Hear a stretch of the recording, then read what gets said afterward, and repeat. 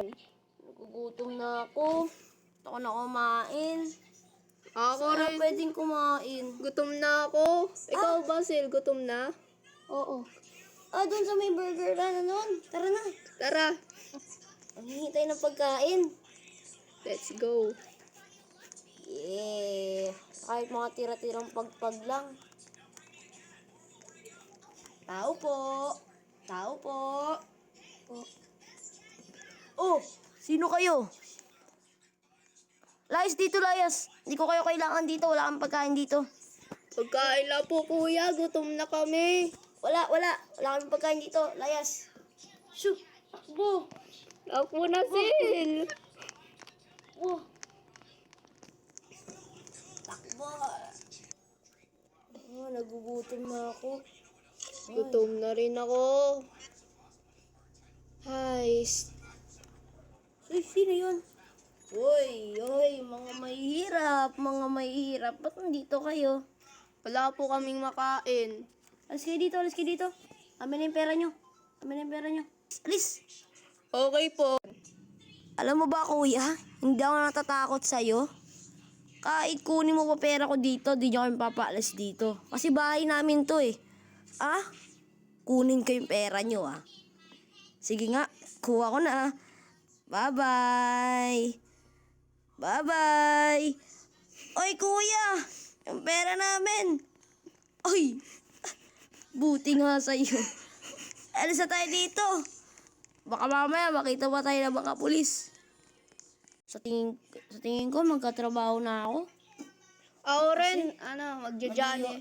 Maghihiwa-hiwalay na siguro tayo kapag nagkatrabaho. Ano ka? Kapag wala na tayo, hindi na tayo sama-sama. Paano kasi? Anong kukunin mong trabaho? Anong kukunin mong trabaho? Ako magja-janitor ako. Kasi yun lang naman ang tatanggap sa akin yan. Oh, ba't may polis? Oh, may polis dito. Action. Ikaw ba si Clyde Trinidad? Ay, opo. May nakakita sa'yo dito. Kung bakit daw dahil nabangga yung isang driver na papunta dun sa may tulay na yon, nabangga dun sa may bangko. Ikaw ba yon? Iniimbitahan kita sa presinto. Ito warrant. Sana ba yung warrant? Ito warrant. Ano to? Warrant of arrest. Sige po, sasama po ako. Sige, pasok na sa kulungan. Go. Pasok na. Sige po. Sir, wag po. Di siya yung may gawa nun, sir. Wag. Sa korte siya magpapaliwanag. Batay sa mga witnesses na si Clyde Trinidad ay naakusahang pumatay ng isang lalaki na nakasakay sa isang sasakyan. Batay sa mga paratang na ito, ano ang iyong nakita nung gabing iyon? Your Honor, nakaupo lang po kami doon at nag-uusap.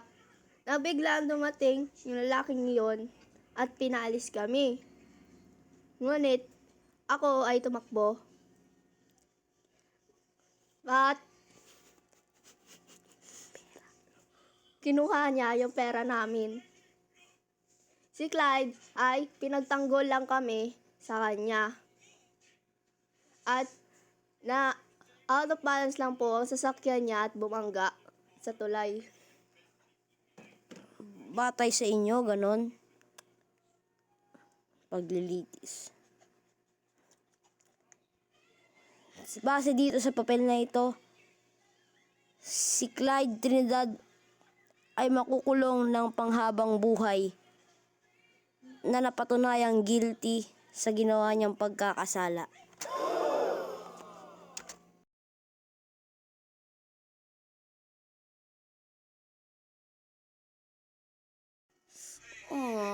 Sarap mabuhay ng malaya. Oh, sino to? Bigyan ko nga ng pera to. Ay, parang naaalala. Naalala nyo ba to? Oo. Sir, baka pwede naman pong bigyan nyo ako ng pera. Wala na po kasi akong pera eh. Naaalala kita. Ikaw yung kumuha ng pera namin. Buhay ka pa pala? Kala ko nabangga ka. Tumakas ako ng gabing yun. Ay, sino ba kayo? Kilala ko ba kayo?